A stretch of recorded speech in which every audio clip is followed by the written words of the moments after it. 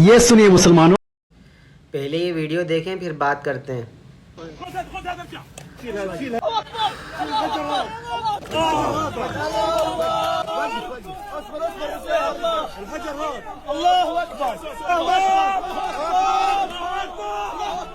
سادہ رہے گی کب تک، کبھی تو آغاز باب ہوگا، جنہوں نے بستی اجاڑ ڈالی کبھی تو ان کا حساب ہوگا۔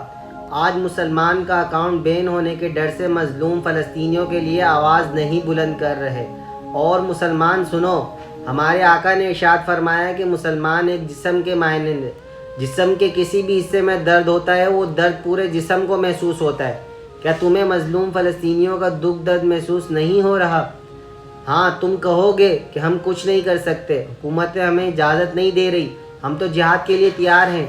تو یار تمہارے بس میں اور کچھ نہیں صحیح، اتنا تو تم کر سکتے ہو نا، تم ان کے لیے آواز تو بلند کر سکتے ہو نا، تم ان کے لیے لکھ تو سکتے ہو نا۔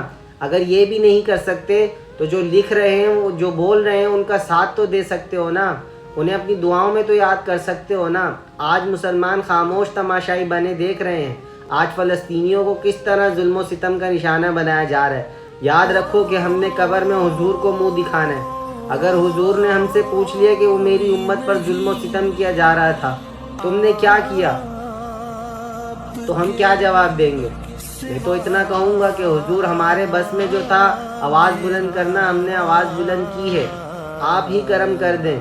یا رسول اللہ انظر حالنا، یا حبیب اللہ اسمع قالنا، اننی فی بحر غم مغرق، خذ یدی سہل لنا اشقالنا۔